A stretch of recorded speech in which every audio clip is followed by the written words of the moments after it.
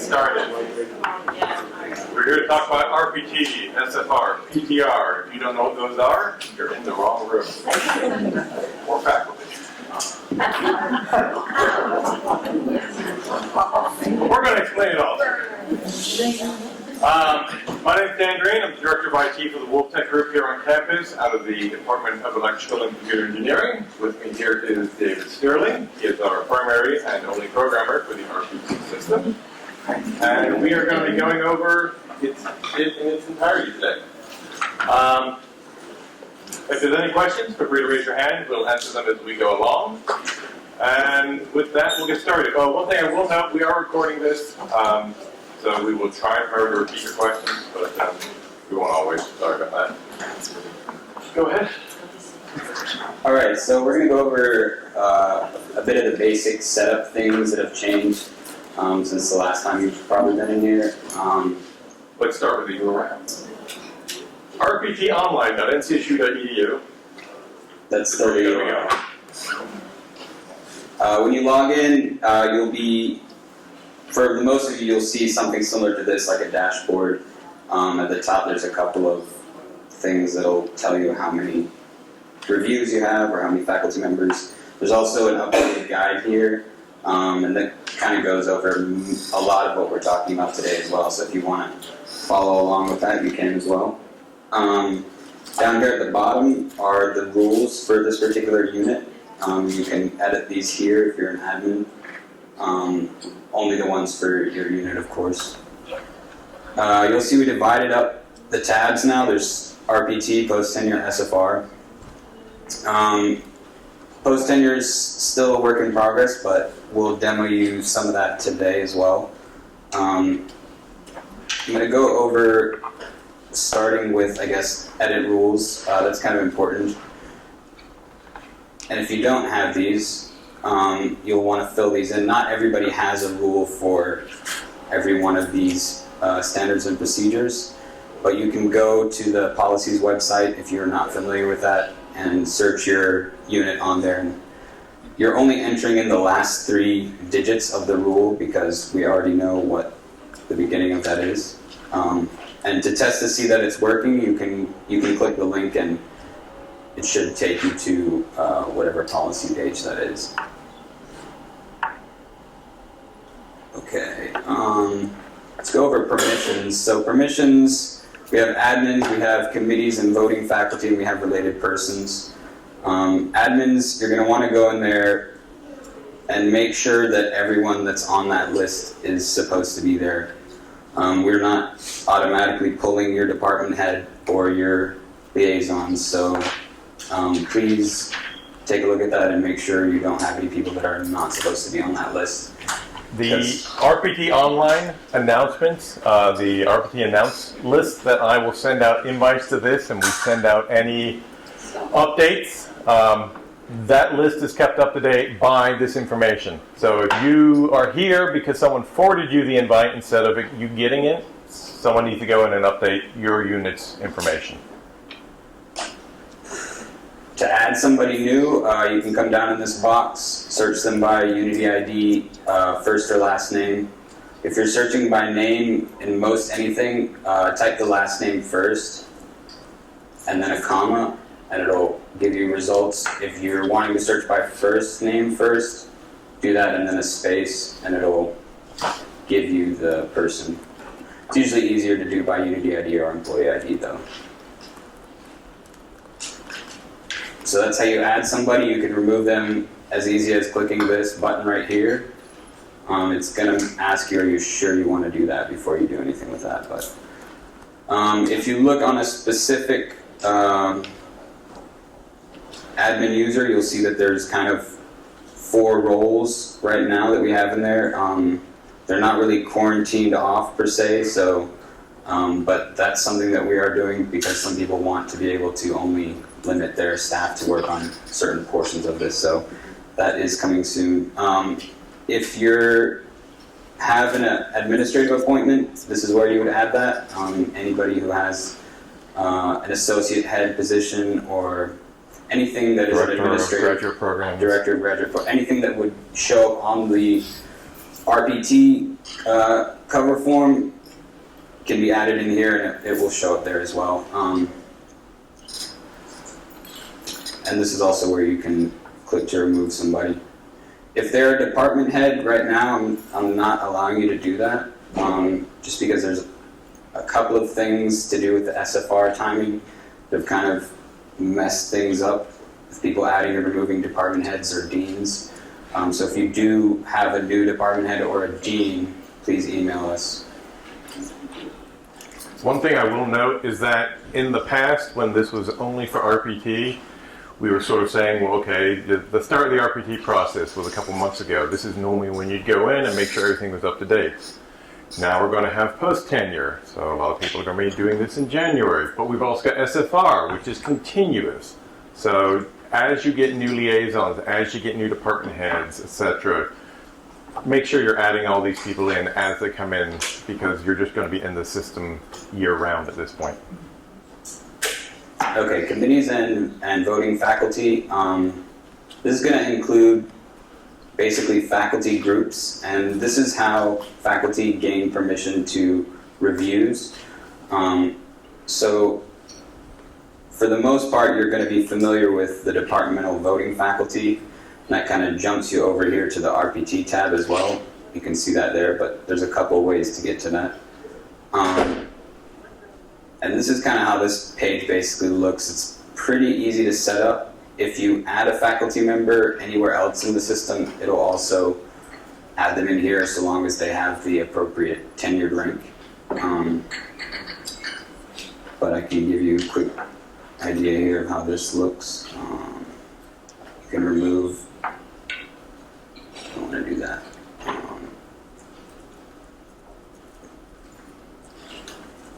It's only going to let you select faculty members, so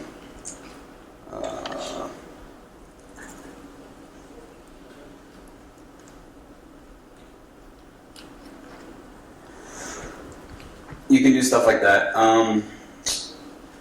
And then as reviews get added, they will get added to this group as well, although I don't see that on this demonstration, but the reviews are here. So when you're looking at your page, you should see a list of reviews on there as well. And we do very explicitly now point out what's viewable by the associate DVS, what's viewable by the full DVF. That's now visually accounted for as well as permission-wise. Sorry, do you have a question? I'm trying to think if I have a question. So like, I'm in this where we just were with the department voting faculty, and it says there's no current RPT reviews for this department, but in this particular department, there's one. Okay. So, is there? Yeah. Right now, you're looking at it.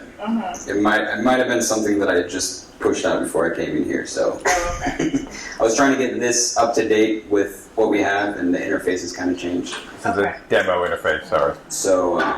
One thing I will note that we didn't point out is the need help button down here, where we used to say email RPT Online.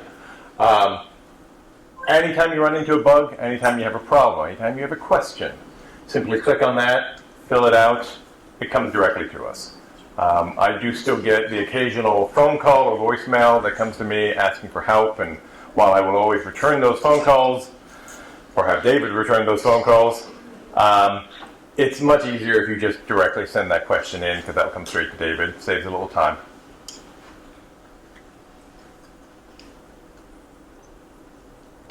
For other committees, some of you might use a department RPT committee, which some of your faculty might preview certain dossiers. And this is set up the same way as custom groups are set up, and there's only really a couple of use cases for that. But when you try to go add a group, it'll let you know what are the acceptable use cases for a custom group. You can add any faculty member here from across the university. So if you have interdisciplinary, you'd want to create a custom group for that. Name it something appropriate, maybe the candidate's name, DVF. And then you can add the reviews here from the unit just by clicking these.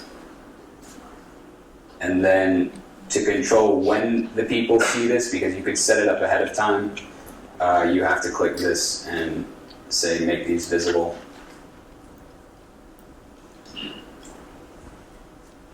Yes. Does the email go out when you click make it visible for the community? It does not, no. The email buttons, there isn't one on this page right now. I need to make a note to add one back here. But on the DVF page, there is one for each individual review, as well as a space for you to put in the votes directly in there now and upload the assessment. So if it's easier for you to just go to the DVF page as opposed to going into each individual review, I kind of wish this was working right now, but it lists all the candidates here as well as places for you to record the votes and upload the assessment in here.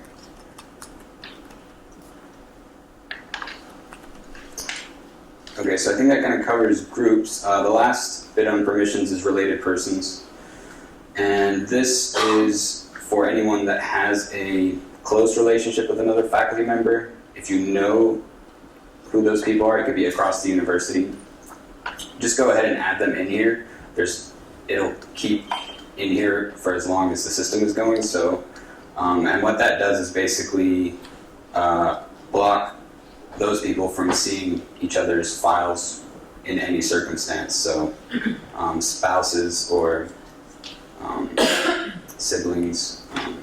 Those are a couple of examples, but Yes. If you put one spouse in, does it automatically also do the inverse? yes. Yeah, you only need to make one relationship.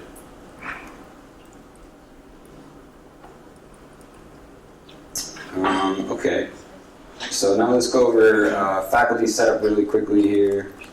The faculty tab, this is where you add or remove faculty members. You also notice a search bar. You can do a couple of different things in here, like you can type in a specific rank, if you can spell correctly. Teaching professor, if I only want teaching associate professor, you can do that. You can also add these to any of the custom groups that you have from here by clicking that and adding them to whichever one of the groups you want, or multiple groups. Clicking on one faculty member, you're kind of brought to a profile page here. It'll tell you any active reviews they have, any groups that they're in, their administrative appointments, related persons. So this is kind of just an overview. You can remove the faculty member here and also edit their rank. We're not currently doing this, but there is plans to create a sort of audit system because we're not 100% confident in the data we get. So we can say, hey, we think this person's rank is updated. Go see if that's true. But currently you have to do that all manually. So if you need to reassign someone, this is where you would do it. And like I said, if you put them in a rank that's associate professor with tenure or professor, that'll automatically add them into the DVF when you update it. Another thing I would just point out here is all the groups are listed here. You have the access to click on the groups that you have access to, but it will also list other groups that these faculty members are in outside of your unit. You won't have access to those groups, but it could be helpful if you're trying to figure out who is eligible in your DVF, if maybe they're on the college committee or university committee. I don't think they're ineligible. Okay, so let's jump over to SFR now, which will be more geared towards faculty members here. This overview screen is what the admins would see, but when you click on an individual faculty member, this pretty much looks the same no matter who you are. You can choose to start or send an email or not send an email. Just go ahead and not send one.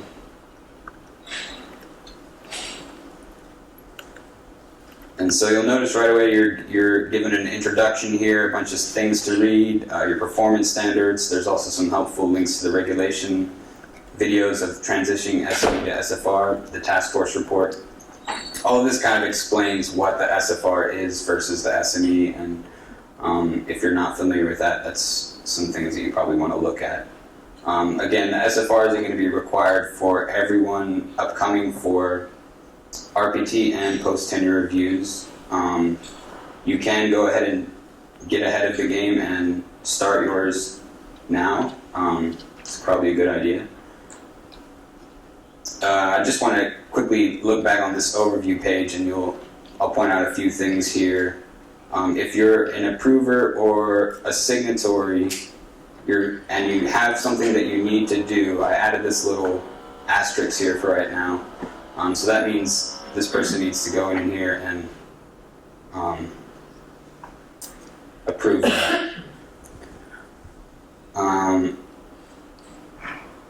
The other thing you'll notice is that each stage is a different color. So if you open up an SFR, if you're on draft, it's blue. If you're on approve, it's yellow. If you're on sign, it's red. And if it's finished, it's green.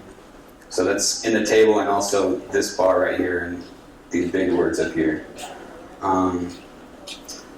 Setting up the access for the SFR, this is for the individual. Yeah, sorry, did you have a question? I've been struggling because I've signed a couple of these because my faculty have been working on them, and I can't figure out when it actually gets to finalize. There's one that I know I've signed 3 times, and the faculty member has also signed it, and it's still telling me to sign it. So I just didn't know if It's just still in the sign. Yeah, it's probably a bug. Okay. Yeah, you report that to us. Okay. You should only have to sign it once each. Yeah. That's good. Yeah. It's like that. Yes. On the same note, Yes. my issue with it says sign. Mm-hmm. I pressed the button, and it's an error mark came up. It's indicated that we get an error with signing the cover sheet. If any instructed to refresh the browser, I did so, but the signing button didn't appear. That definitely needs to be reported to us. Any bugs you run into like that, you need to send that to us. One of the drawbacks of the fact that we're continually adding new features, this is that we also happen to be continually adding bugs to the system. So as we do break something, you do need to let us know, and then we'll go ahead and get that fixed for you. And then just report that at the site that we mentioned down here, the need help. Yes. So I had a question about the DocuSign part. Yes. Once we get there. My department head wanted to know how she could use a signature that she's previously used because she doesn't like the pre-forms and she wants to use one of her own signatures. One of the ways we figured out is she signs the first one on her iPad. But she wanted to know if there was a way that she could do it without having to sign. You cannot import. You have the choice when you first create the DocuSign signature to either select a freeform one or create your own. So you can on an iPhone, on a iPhone, iPad, on just using your mouse if you really want. You can do that. And there is technically a way to go in and change that signature after time. It's just DocuSign makes it super convoluted. But anyone that wants to do that can send us a request and we can go and find those instructions. Okay. Thank you. Yeah. Okay. Oh, yeah. Yes. If an SFR has been uploaded, signed, and approved, is there a way to change it if I need to change it? An SFR will never have been uploaded. If an SME was uploaded, and then the process went through, you created the SFR, you've all signed it, it's now completed. And we'll go over this, but once that's done, then yes, you can then, the next time you need to edit it, you'll then reopen it for a new version of that SFR, and this is something you'll just be doing continually from now on. You're going to get And it will progress over time. Yes. Once it's completed, you can just initiate the next version. Another thing you'll notice here on this page is these are the roles. They're also coordinated to the stages. So if you're an editor, you only have permissions on the draft. Approver, you are also an editor and an approver, and a signatory, you're all three. That's just how these work. You can add whoever you want here if you're a faculty member and you want somebody to look at this document or edit it with you. If you have If you're, For example, if you are a faculty member in a department that has assigned mentors, you might want to give your mentor access to be able to go in and review what you're typing out before it goes to the department head. In the case of some departments, you may have multiple associate heads, and the department head has said, I want all the associates to go through and review this before it actually comes to me for signature. Or I want to have multiple associates, you're going to take this batch, you're going to take this batch. All those can be set up in the permission system. at the bottom of these, you'll also notice that there are some that you cannot remove from here, and the way to remove those is if you do have permission, it will be under settings here, but those are assigned by either the department or the college, so the faculty member would not have the option to remove them. As a department head, you will never get the option to not sign, sorry. You can delegate to the associates to review it ahead of time, but you're still the one that has to sign. You'll also notice at the bottom of each one of these, there's continue and previous. This is kind of an easy way to navigate through it. Once you get done, you can click that. You can also jump around and click any one of these.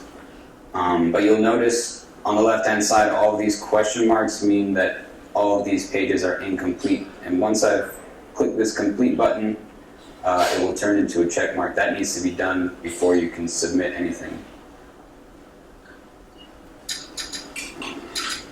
Take one of the areas. We'll say they do have an SME. You need to put in the date that that SME was signed. And then One thing I will note is that we've had the question, well, we got to jump on this, and we actually created an SFR already. This needs to be the SME. It's important that we have this in here so that we can have the historical trail that's required for the SFR process. So make sure you're actually uploading your SME, and then fill out the rest of the information to give the dates and what those assigned areas were. Percentages, thank you for the rounds. the percentages in here don't have to equal 100, just because we know that some people didn't do that in the past. But in the new tool, all the percentages over here do need to equal 100, or it'll not let you submit. Yes.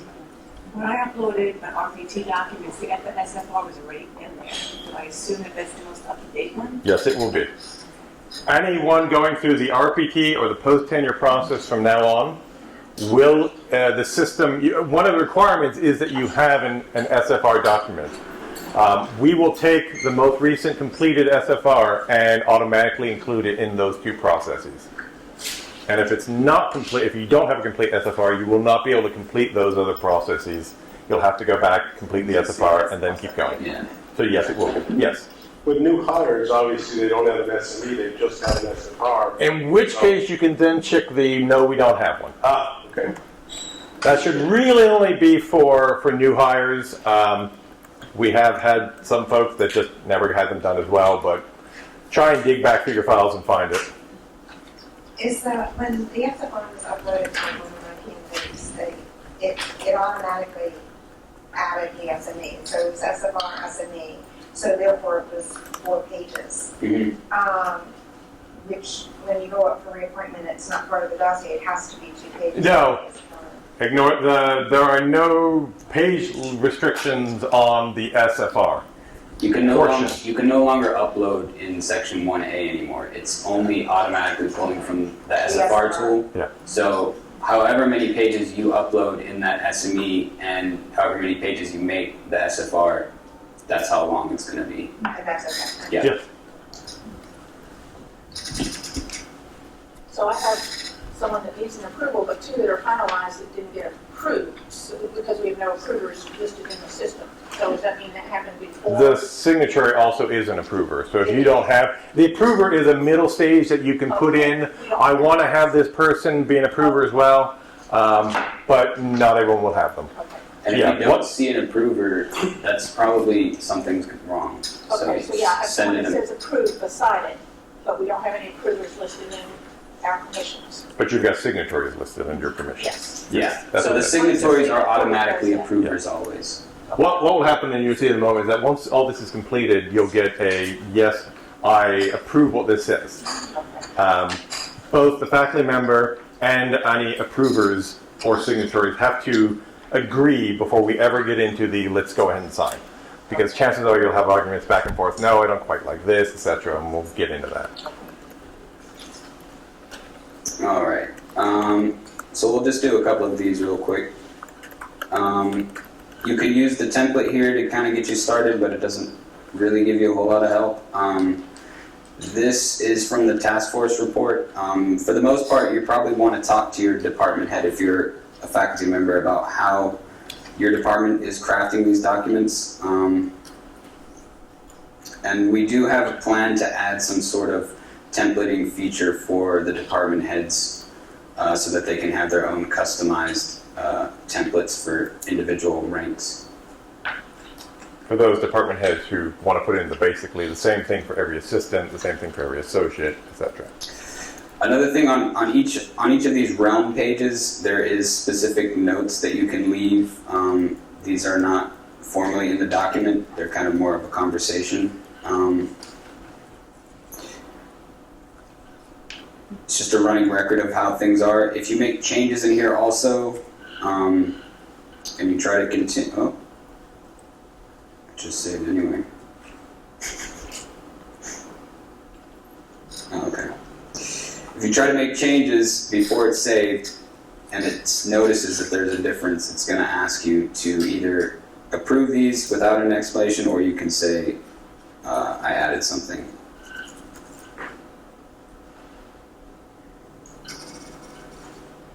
And these start adding up down here at the bottom. But it keeps all the text that you had previously, and you can restore that text if for some reason you thought that was a better revision. The idea being 10 years from now, you're wondering, why on earth did we make that change? When was this changed? We're going to capture this going forward. So any changes will be visible. You pretty much do the same thing for all of these realms. If you don't have anything on there, just hit complete and continue. You do have to explicitly hit complete for every section. And so now we're ready to submit to the approvers. At any time, you can also preview the document.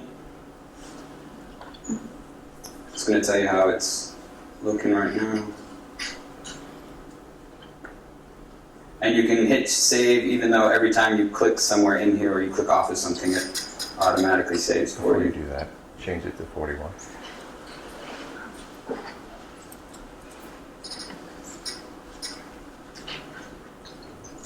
So yeah, if you don't add up to 100, it will tell you you need to change your percentages.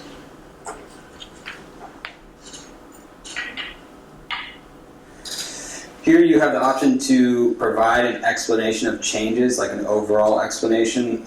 This isn't really required for the SME to SFR transition. Some people do want to do this anyway, and you're welcome to. It adds it to the table here, right under this area in the table.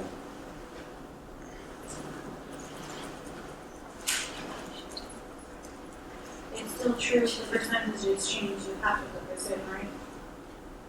If the percentages change, you are required to make an explanation, yes. Down here, it'll list your approvers that this will go to. Right now, it's just the faculty member and the department head. If you want to not send either of them an email, it's not going to send you an email if you're the one clicking it, but if for some reason you don't want to send one of the approvers an email about this, you can do that. And one thing I will note, the reason we have some of these options in here for not sending out all the emails automatically is that the faculty have the ability to go in and fill all this out, but so do you as liaisons. So in some cases, your department head may go in and just say, okay, these are all the SFR changes I want to make, and then hand you a stack. And so you have the ability to go in and then make all these changes on behalf of the department head or on behalf of the faculty. Now, the two of them still have to go in and approve, but you do have the option of going in and editing this just in case that's where the way the work is being pushed out. You will notice there's a return to draft button on the approve window. In case you accidentally sent this, you can send it back to draft if you want. But this person has already approved it because they were requesting the approval. If you look at the faculty member, it has an accept or decline button, and then you confirm that and it advances. So we'll take a quick look at that.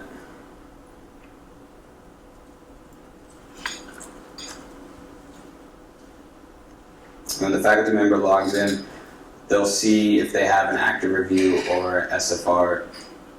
You can just click here.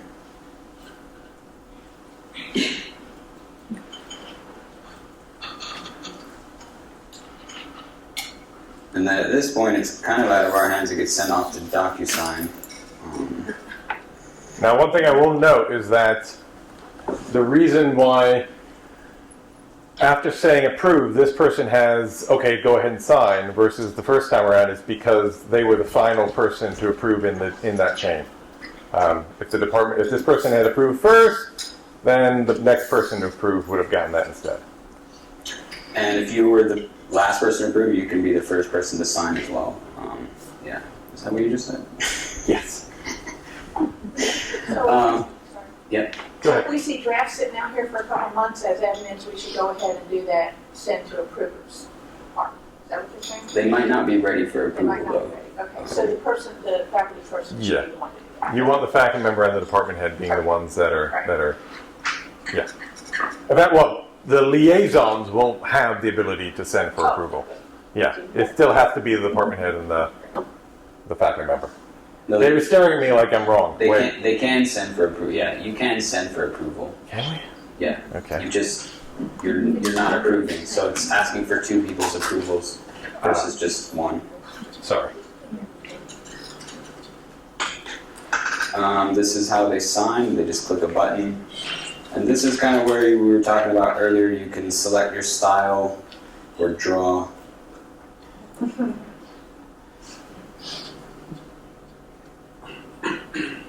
It should take you back once you've signed it to the page and let you know.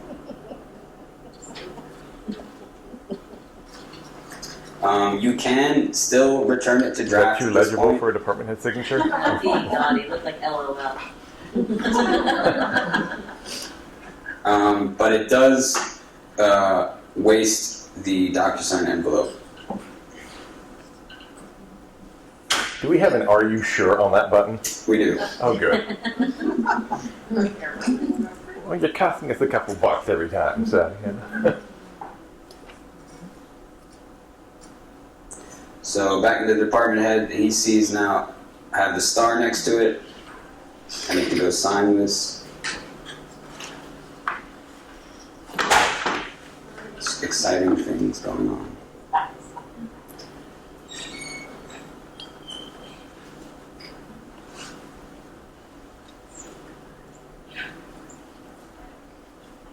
And that should have actually finalized the document, but I think because I'm on the test, it's not going to get the information from DocuSign.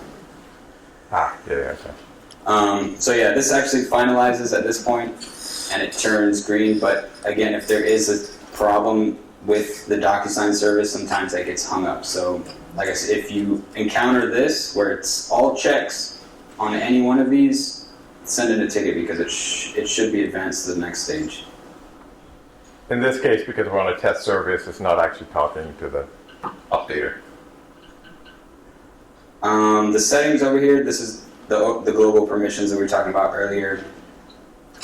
Currently the department heads listed on here. You can add associate heads or whatever. That applies to all SFRs in this unit. If you do it at the college level, it does to all SFRs in your college. There is also a guide here which can be helpful, created by one of the department heads. Can't view it on the test, but it's on the website. It just gives you kind of an overview. Some of it's a little bit outdated look-wise, but it's similar concepts in there. Yes. Is there a deadline that all the SFR and SME conversions should be done? The provost office has said that the SFRs must be completed by your next by your next RPT or by your next PTR. The faculty or? Yes, you can. The only time you're required to have converted to SFR is As of this year. As of right now. Yeah. Now, there are entire departments, there are entire colleges who said, the heck with it, let's just get it done now. And they've just done it. If you feel like doing that, there's no problem with that whatsoever. It eliminates any confusion, and it gets you starting to use the system. But you are the guinea pigs at that point, so you do run into a few more issues than you would if you. So. But we like our guinea pigs. There you go. So the only deadline that they're concerned with is because you have an active RPT or PTR case. That's the deadline you're trying to get done in front of. But the sooner you get all yours done, the better in general. And then that also starts the clock because, of course, you're supposed to be doing well, no, I take it back. What is the timing on these again? And the annual review time? Oh, yes, sorry. There will be annual reviews of this as well. Oh, you guys are adding annual reviews? Yeah. You'll be once you've got an active SFR in the system, there's an expectation that once a year you will look at it and go, yep, that's about right. And just kind of go check. At that point, you also have the option of going in and changing it, initiating a new one. I think most department heads are likely to tie this into their annual review process. At that point, you're bringing a faculty member in, you're sitting them down and basically going, hey, how's your year been going? Makes the most sense to have gone through this as part of that process. Each department can do it however they want, but that's... You give me too much leeway. Yeah. Hey, if you as a department want to set you will do this, that is totally up to you. I was going to ask something. Do you think they will start, you know how they have to do annual reports? Mm-hmm. Do you think they will link it into this at some day? That is part of my long-term evil plan. Okay. I would very much like the annual reports to be uploaded into the system so that you have one place where you can see all your faculty documents. This will eventually be faculty online. I don't know. But yes, long-term that is on my master plan. Okay. But David is cringing because I've also got a ton of other things I want him doing. So, but yes, that is on the roadmap. Okay. So I think we're kind of done with SFR unless we have any final questions. Yes. We've got two departments in our unit, so if I put one department chair in as an improver, will he be an improver for people in both units? If you put them in at the college level, then they would see it on for both. Or you can assign them at the department level, and then they'd be just one person doing one department, one doing the other. What unit are you in? School. Oh, okay.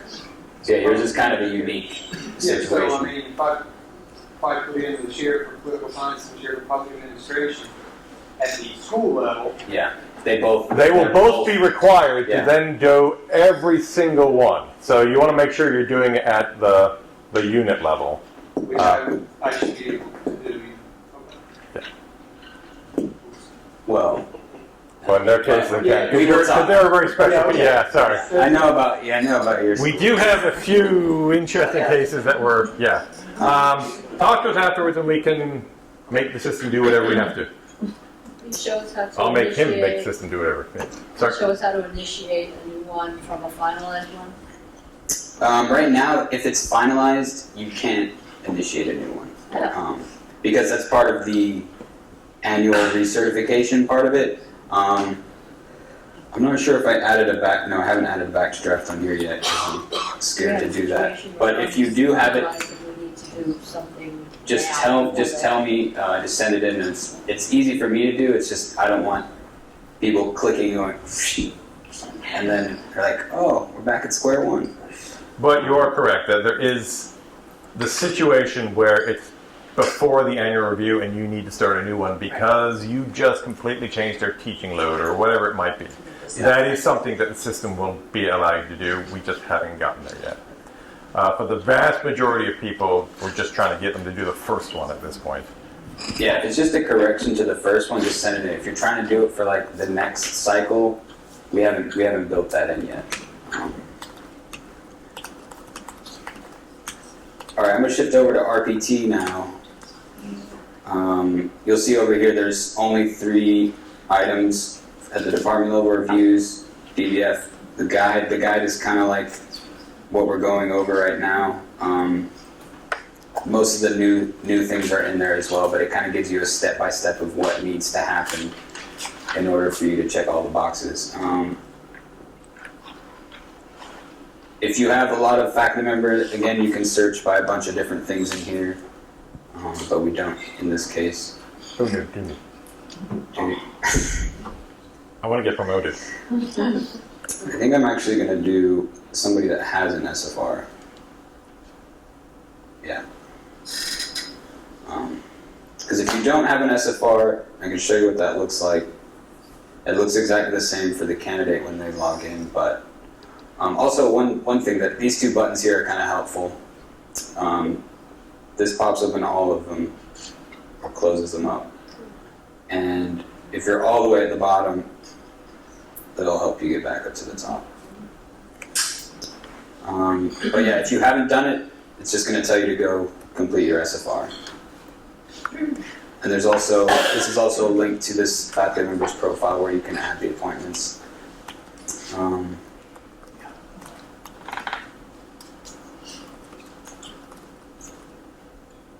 So reference documents, these are preliminary documents.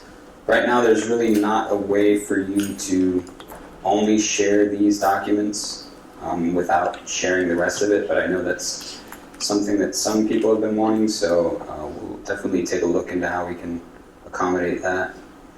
Yeah, I would just echo that we're one of those departments where the dossier is, to be quite frank, a bureaucratic group that people fill out.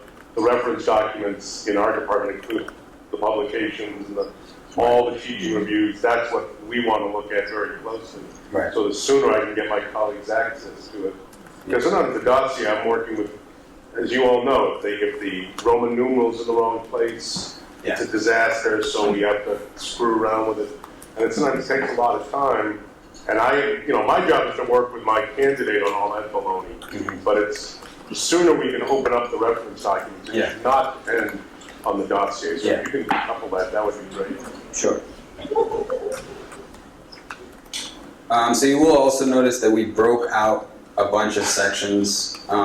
The idea is that in the future, browsing through the PDF will be easier because right now it's just a giant PDF, but there are ways for us to add table of contents and stuff like that. So the more we can break down individual pieces, the easier it'll be for us to make jumping around in this easier for somebody who's reviewing it. If you look here, if you open up the first section, these are all pretty much the same. The page limits are these big alert signs over here, 2 pages. The add heading button, if you don't have a heading on the document, like I don't have here, you can click that. If I refresh the page, there's the heading. Delete, replace, it's all the same as it's been. The candidate statement, you can now choose to do NA on a couple of sections that might not be applicable. And that just inserts a blank document. So you don't have to upload anything. It's got the title and it just says NA. One thing I will note, as always, the liaisons can add this information in, so can the candidate. So for those of you that want to make them do the work, it's an option. I added as much as I could from the dossier format regulation, but there's also links on the tops of a bunch of these sections to that as well. And so while you are uploading just one thing for these sections, all the information that you need to know about it is here as well. I'm just going to go ahead and hit NA on all of these because it's easier to do.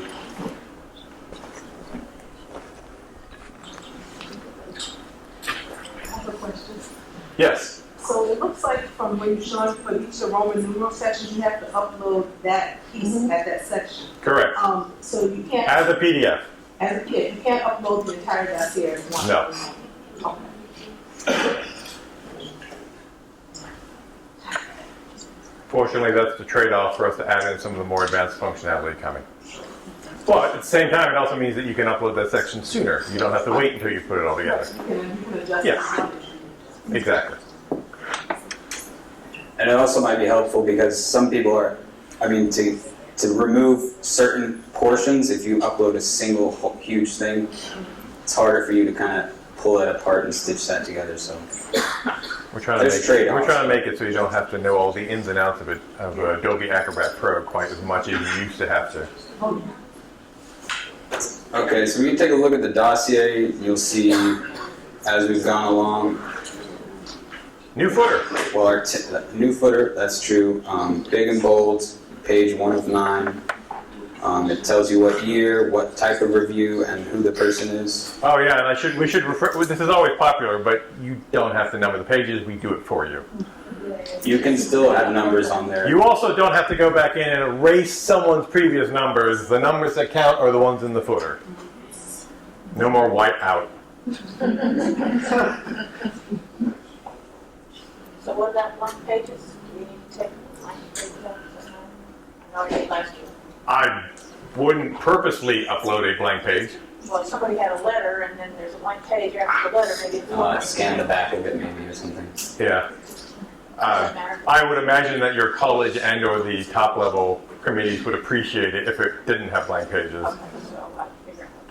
Yeah. Hey, this may be a picky point, but I know under the written regs, yes, it says, like if you're on Roman numeral 5 and it's not applicable, you're supposed to start Roman numeral 6 on the same page. Yeah. It's the one exception.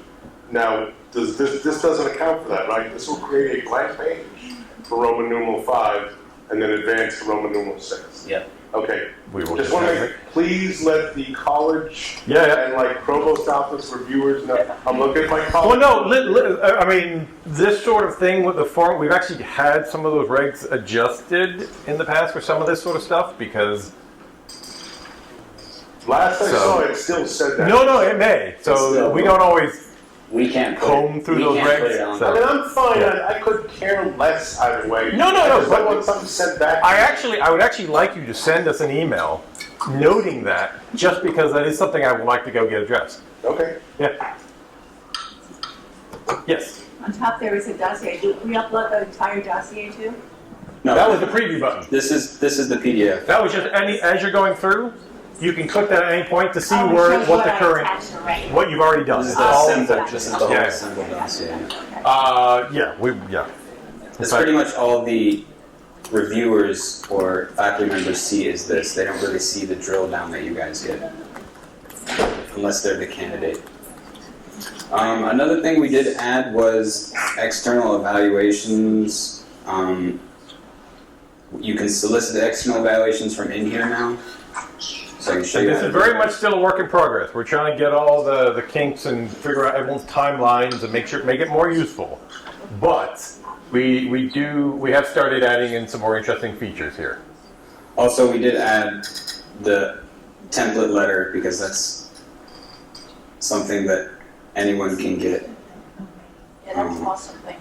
So you can just click that button and it'll put the department head's name at the bottom and everything. And the date. Go back. Okay. So we are trying to figure out ways that we can automate this. We're trying to get to a point where you can use the system to send it out. We are trying to eliminate the idea of, I have emailed all my different evaluators all these different documents, or I've created a Google Drive and I've shared that with them. The end goal here is to be able to do all that within the system.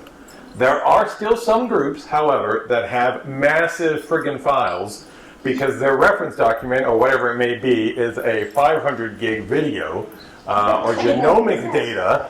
And so we cannot, at this point, upload, we still have upload limits. And so we have addressed this with the ability to add in links to those documents. Yeah, that's actually, we didn't go over that, but.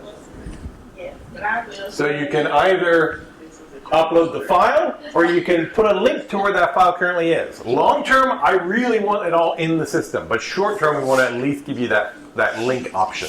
As somebody that has a college that uploads huge stuff, this was a dream come true. Good. Other thing you can do here is also add to the external evaluators. So if you know you're going to be sharing that document with the externals right away, then you can click that in here, and that'll add it to the packet that gets sent to them, if it's a link or a document. These two sections are generated, so as soon as you start adding things in here, these will start to generate materials provided to the evaluators.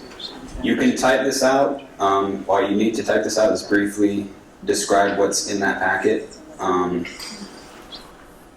And then this is also a space for you to upload. If you just want documents that are only going to the evaluators, you can add those here, as many as you like, or just one. And then adding the evaluators. So this has changed a little bit. There are required fields, and they have the little stars next to them. These are the only required fields on this side, so you could just save it at this point and come back to it later.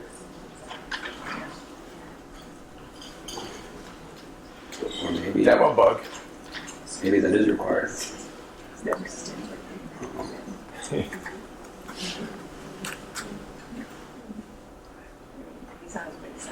Oh, I added a bunch of them. So that was a bug. So you can go back in and edit these, add to that. You can upload the letter. And then if you did want to send them an email, you do need to fill out the email address and then also the day you want the response back by. I have a question. Yes. So if you were to use that to send it to this material to your external evaluator, do they get a link? Do they get a PDF exactly? What do they get? I'm going to show you. If this stops breaking. Okay. Materials. I've been waiting for that all presentation. And just as an idea, anytime you ever run into that during the application, it immediately creates a report, and so his computer starts going red and flashing. And so we know when you break the system. You break the system, yeah. So, something to fix. Yes, an email will get sent to the evaluator. Now, one of the things that we are still working on is that right now that email is something that we've created. We want to give you the ability to add more customization to that, obviously. So this is one of those things where this system will get better. So I want to have it say exactly this. I want it to look this way. We'll come up with that as we go along and improve this. However, what happens is they get sent a specific URL. That URL allows them access to the candidates and only them. They log into the system using that URL. There's no username or password for them to remember. They have the ability then to edit their own bio. So you can have them fill out their own bio instead of you guys having to do the usual, oh, they sent me this 3-page bio and I just needed 100 characters. So you can have them fill that out. As well, you can have them upload their letter that they're sending back to you. They don't have to email it back to you, they can just upload it. Now, having said all of this, the previous use of external evaluators where you simply go in and fill the information out, you email them, you upload their responses, you can still do all of this. It can be done either way. But we are trying to move to the point where, yes, we're trying to offload even this on the evaluator to fill out that information, to upload the letter, to add in nags. Hey, this is due next week. You've still not sent it in. Gee, please, could you do so? Question. I'm sorry I'm asking so many questions. That's all right. But, so how do I send it to the reviewer? Using that send? Yeah. So yeah, the thing that I figured out, and I need to add some explanation to this, but if you don't have any documents to send them, then it's not gonna let you generate any of that. So if you have at least one document or link in the evaluation materials, then it will generate these. That'll be fixed by Monday. Here's a preview of the, But you can see a preview of what the letter will look like. and it's just a copy of the template Sorry, letter. the email. With the date bolded and a link to the page that they see. And so You'll you notice can that do- we had inserted the department head. Once again, make sure your department head is correct in the system, otherwise we're going to put the wrong person. So that person just You clicked said on that it link had- and got here. So you have to have stuff, but You should already have that. As David said previously, he knows every time there's a new department head because a few weeks in, he gets an email from someone going, "Yeah, I got this email about RPT. I don't do that anymore. I retired." Well, okay, so I'm looking at one of my candidates, and I have uploaded all her stuff, her letter is signed. But for sin, it has question marks. So Right, and do you that have any materials for the evaluators in there yet? yeah, You do? materials like what? is the material button green? Have you, no. Oh no, not green. Has If to be- you click in this, you see something on this side listed. If you don't, that's literally the bug he just found. So that will be okay. fixed shortly. Okay. Once he fixes that bug, you're going to see this instead of the question marks. Go ahead and close that. You'll see the extend and the preview. The preview is what we just showed you of what they'll see. You click send, it sends it. And this is a link to that, to the actual materials that they get sent. David, who did it send it from? The person who got the email got it sends from whom? From the person that clicks the button. Actually, no, it sends it from the department head, I'm sorry. It actually said it was NC State. Did it? Yeah, it was from NC State. Oh, maybe it is from a no reply then. I'll have to double check on that. Can I ask a question? This is an automated thing sent for, yeah. We will fix it. Have you tested the material, the link that they get from outside an NCSU with, like, you know? This is the link that they get Pardon me? directly. I understand that, Yeah. but and I clicked on the materials and it looks like they get everything perfectly, but I'm on an NCSU domain, and so UB, have anybody, so this is It's what my public concern to is. Easy test. When you go home tonight, But I'm try not it there. one of the evaluators. no, I understand that. But no, yes, we have tested. But if you are concerned about can you click through that link, sorry, you wouldn't have that. The secret is Yeah. in this signature right here, and it's unique to every evaluator and review combination. But if you're asking, can people from across the world see our website? Yes. Yeah, so our department head was asking if we can like kind of put ourselves in as Yeah, sure. an evaluator To test it out, for sure you can. and with like an outside domain Yeah. email address. Yes, you would have to use a non-NCSU to test this, but yes. Right. Yes, you could. You could use an NCSU to test it as well. Well, You can. We shouldn't allow them to do that, but we should fix that. But I yes, love what you did with the there is a certain level of it's new.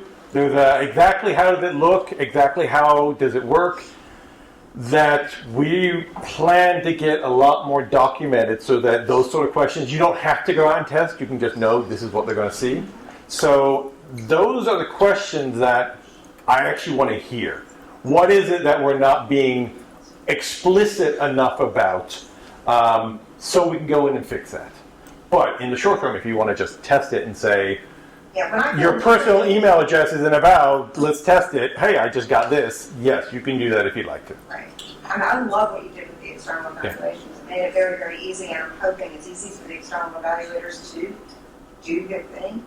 But so that's the only concern. It is one of the things where we know we've released it. It's a new functionality, and we're doing it on the fly, and we understand that. And of course, next year the expectation is a lot more people will be using it. But for those who want to try it now, it is available to use. And just make sure you're letting us know all your questions so that we can add in more documentation, so that we can make things more obvious. Just make sure we know what those questions are. Unfortunately, because we wrote the system, it's not always obvious to us, like, oh, we made that mental leap because we know how it works, and so we can't always explain it as well as we should. So just let us know. Yes. So is there a link or a way for the reviewer to respond back so you'll then be able to handle the issue and they said, oh, you sent it to the wrong person, different name, different school, whatever. I want a hard copy of both books. Okay. I mean, that may sound crazy, but I No, yeah, no. So, I mean, Right. is there a way for them to make those sorts of requests or to indicate that there was a problem? I think part of it would be, right now we would not, the reply back is a non-address, because otherwise we would get all those and we don't want that. Part of it is figuring out what additional information should be in that letter. For any questions, please make sure you contact. For right now, we just have this footer. It's hard to read, but it says if you have technical questions, email us, contact an administrator, and that they can click on this page, and it'll take them to a list of all the people in this room, pretty much. But that is one of those customizations that I think we need to have to try and make sure. And like I said, right now it's a feature we've released, and we know that there is additional tweaking and customizations we need to do. Your feedback is what guides us on what's the most important. So what do we need to get to first? And so we'll make sure that we add that in. Now, one thing I would say is, and I'm going to repeat this, I'm making some notes here, but it is very much preferred that if you would send an email to RPT Online at NCSU and give us exactly what it is you're looking for. Give me a couple examples of what you'd like to see, because if we can have that documented, not only can we address it, but we can explicitly let you know, here we've done it, go test it, does it meet what you need, and then everyone can start using it. But any request, any suggestion, please do send those to RPT Online. Even if you see us typing something down, the more emails we get about it, the easier it is to address it and make sure we've covered all the different scenarios. Because while you might want to customize that, someone else is going, oh, I want to change this up here. So do let us know anything you think of. Yes? Just a quick note, when the storm evaluators letters come in, and the Department of Voting faculty needs to read them before they vote in their junior colleagues' cases, do we just rely on our administrators to pass them along, or do we actually go into the system and read those up? We're still at the early point in this process. Once you complete the first sections, and we'll show this in a moment. Actually, we didn't do that, but yeah, we haven't actually done that yet. The candidate has to then sign and say all the documents are correct, which we skipped that part. After that point, the DVF had the ability to then go in and review the candidate's material. You will log into the system. You will see all the candidate's docs, including all those letters of review. The thing about the cover letter is that the signature is saying they're attesting that sections 1 through 7 are complete. 1 through 6. So I don't know. It's kind of iffy. Do you share it before or after? Because again, they don't get. If they come rolling in, letters, right? No. But both of them should. So the candidates, when they come into the system, we hide certain sections from them. They just get a sorry, you're not going to see this. There are certain. Well, is that the one that says you can go and request it from? They actually get a. If you really, really want to see it, you can go talk to your department head. That's part of the regulation. But the DVF will see all the materials they need in order to make the actual review and do the voting. So we'll get an email and load this system somehow. Your liaisons will have to open up the review for the DVF. Once they do that, no, they don't. It's automatic. We automated that one. When the candidate signs, it's automatically available to the DVF, whether or not they know that or not. You can choose when you notify them of that, but that unlocks it for them because that's essentially what the signature means. We're releasing it to the DVF. There are certain things that liaisons still can go in to say, let's send out the announcement, let's send out the reminder. So there is still internal processes that happen within the department of, okay, DVF, now do your thing. But as David said, once it gets released, you could go in at that point if you're part of the DVF and you have access to that particular candidate. You would be able to see the documents at that point. Whatever is in there. Maybe some are going to be there, some are not. So once once they release it, can they go back and change anything whatsoever? Or it's done? As you as the candidate, once it's been signed off, there's no more changes at that point. No. But as an administrator, you can. Although, if you've changed something substantial that requires the candidate to re-sign, then you need to send in an email to us. Yes. So I, as the liaison, uploaded everything, I'm happy, I request the candidate's signature. Yep. Do I get a notification that it's been done so that I can tell the DVF that they now have You access? should be carbon copied on that email. You were not? To clarify, she will be carbon copied on the request for the candidate to sign the document? Yeah. Okay. Will she be getting a notification once that signature has occurred? No. How do I know to tell the DVF? You don't like coming to the website and just constantly refreshing? It's not green yet. Why isn't it green? We can set up a notification so that you get that. We will probably go in and make that a preference, however, because some folks will be going, oh dear God, I don't need an email for every single time the person's gone and signed it. For most departments, there's not that many candidates, so that probably shouldn't be a problem. But that is something we are trying to be a little more aware of. We've got, when you get up to the department level and you get to the dean, you don't really need the dean getting 200 emails, you've got to go, So we're trying to consolidate some of that and not have quite so many emails. But if there is something like that where, gee, it would be nice if I didn't have to go and check, that sounds like a good request to send to us. Should we be able to see that signed cover thing? Because I'm looking at a candidate right now and I don't see that. So you only see that when the sections 1 through 6 are complete. Yeah. Yes. Where does the section that you can go set up the notifications? Because I don't see it in there. Because, set it up so I can notify them.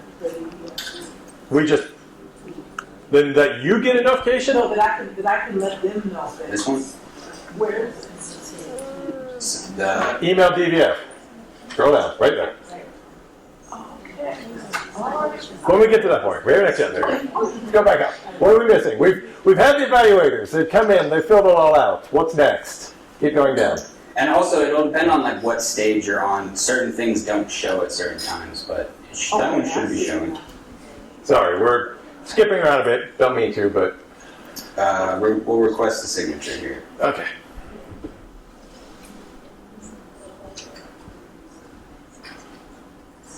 You will never see that menu, just so you know. That's just because we're special gods in the system. Yeah. And we are pretending to be other people. But I think I froze my computer. Did you just kill your computer? Yeah, that figures. Twice. 2 strikes.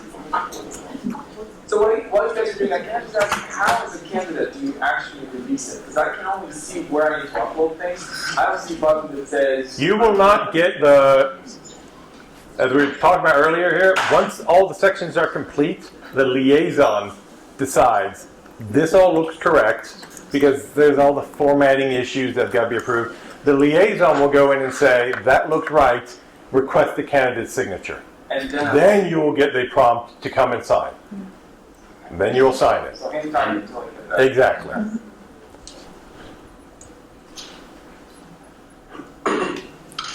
And this is what it will look like. So you log in, you see this, you sign it.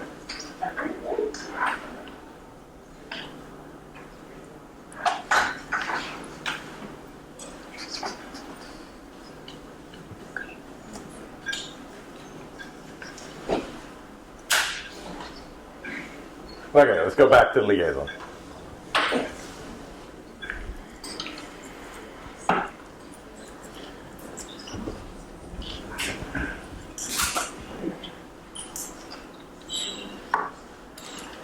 You also notice this progress bar is advancing, so you can kind of sort and see where certain ones are in that column if you have a lot of them. Do me a favor, expand all these out. Okay. Go back up. Okay, so, right.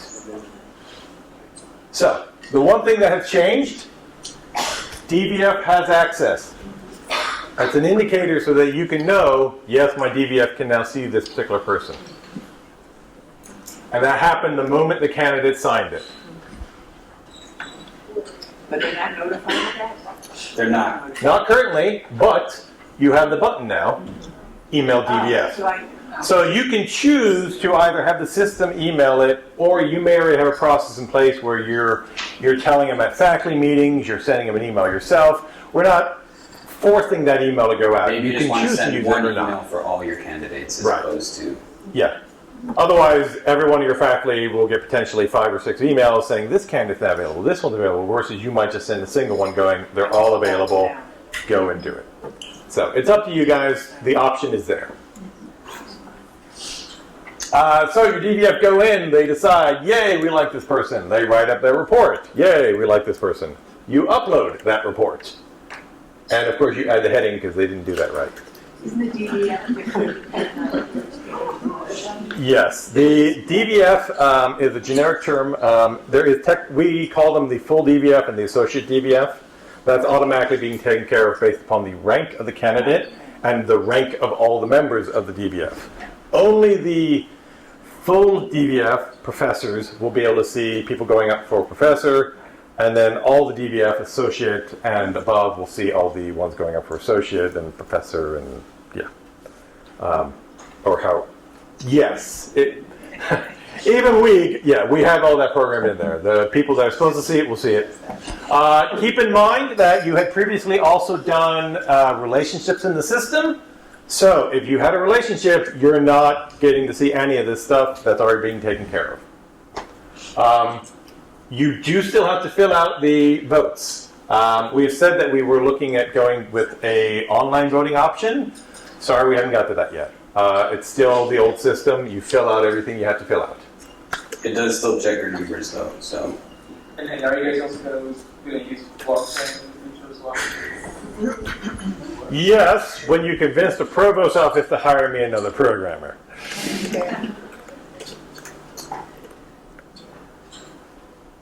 So your department head recommendation goes in, select for or against, and then you can start the response period when you're ready. You can't stop it, so. Yeah, the same thing we've emphasized before. It is 5 days. Oh, but my candidate says he doesn't need any more time. It doesn't matter.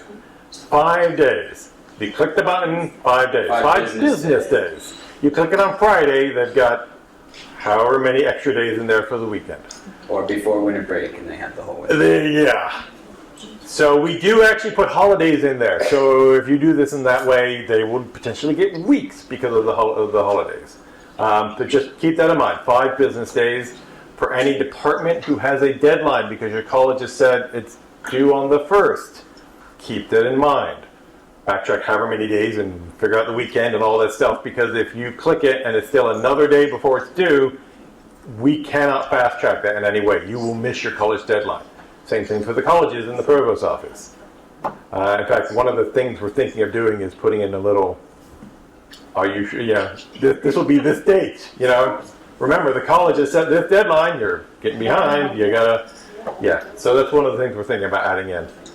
We'll have the provost office set a deadline. We'll have the college set a deadline, and then we'll have a tickler for the departments. Yeah. So we are considering that as well. Anyway, so that happened. 5 days. We do specifically say when an email goes to the candidate, so that they did get an email. Your clock is started. Your question. Yeah, so some of the parts of the dossier, I just need to click NA if it doesn't pertain to my work. That's correct?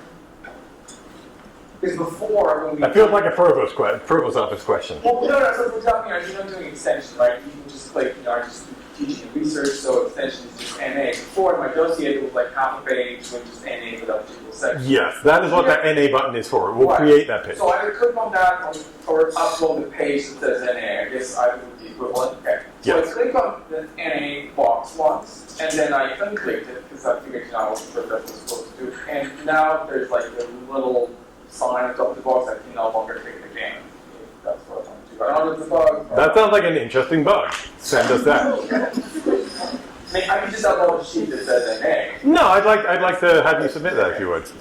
I will say that there are going to be some questions that normally we would have other members from the Provost's office here to answer the actual why this is or how this is supposed to be done. They couldn't make today's date. So we can explain how the system works. We can't always explain the details behind the policies. No, I was just saying, click the box Yeah. once and then unclick it. Why can't I? Yeah, no, send us a note about that. We should probably fix that. Yes. Regarding the need help button, if the candidate, like he emailed you guys his question about his new bug, does both levels of the liaison, department and college, get copied on the response so we know how it was answered in case somebody else has that question? They don't. Trying to think how best that.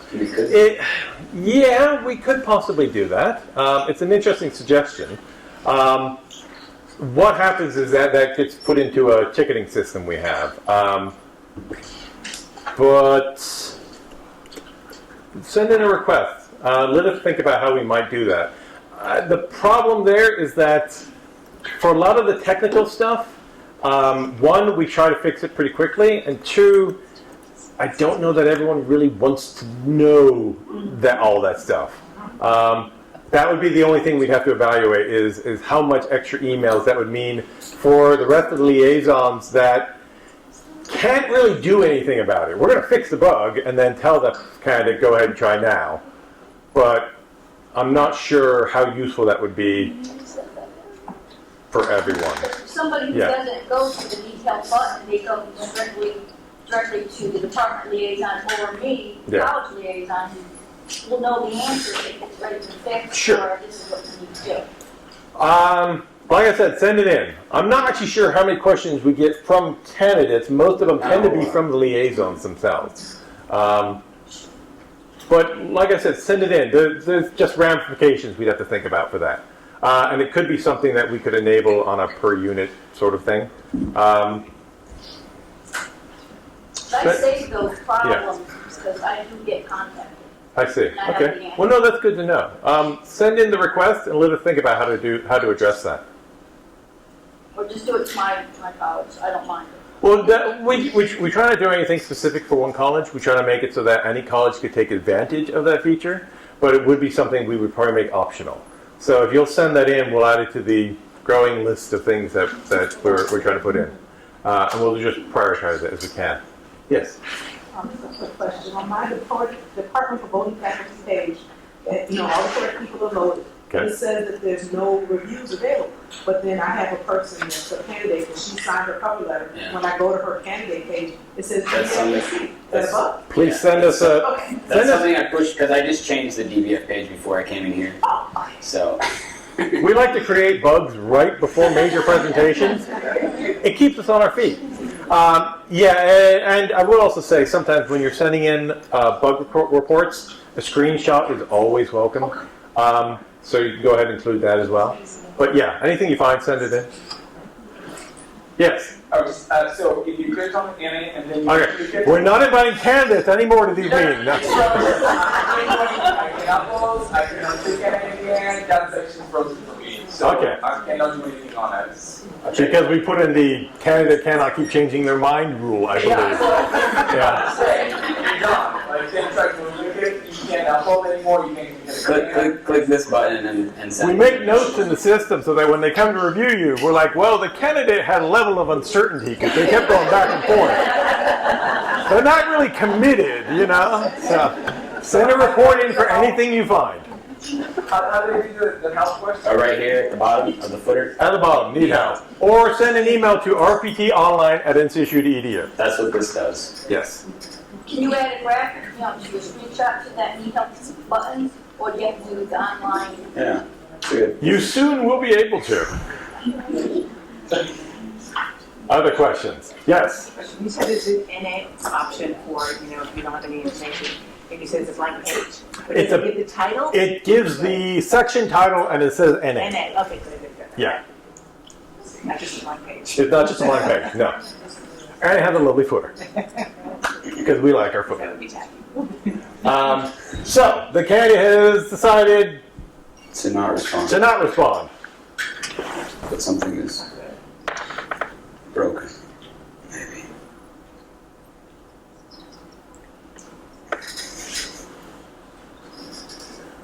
We're in another bug level, are we? Okay.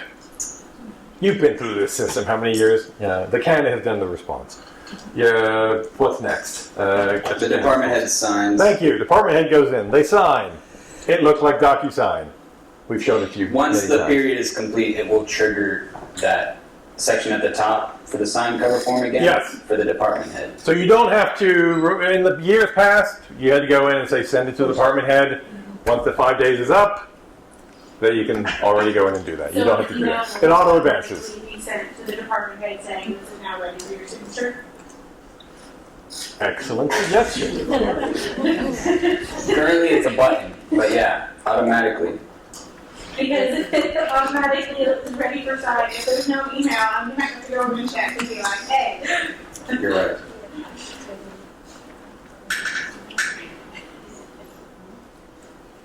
So the department head is signed, and as far as most of you are done, that's done. That's it. The department head signs, goes straight up to the college level. And then this all begins again at the college level for them to go through pretty much all these same steps or close to it. And most of you don't care about that. Then it goes up to the provost and so on and so forth. As all this goes along, of course, you can keep track of that and see where it is in the process.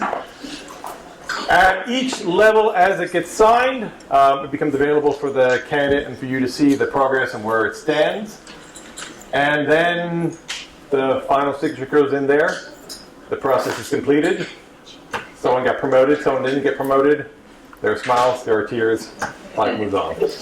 We upload at the end of the year, we then take those final completed documents and we give it to the university that then uploads it up into the candidates' HR files. And then we start the cycle all over again for the next year. In March 11th, May 15th. May 15th, thank you. Been doing this too long.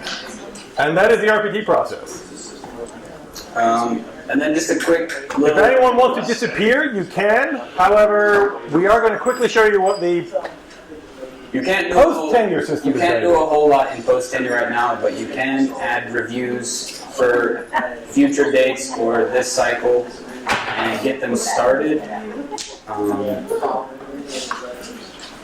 So you can add your own reviews and then go in there and start uploading the documents to submit to the department. Just for the record, I just tried to do that, and it said, I got a little thing that said that it accepted it, but it's still not here. I wrote you a thing. I thought you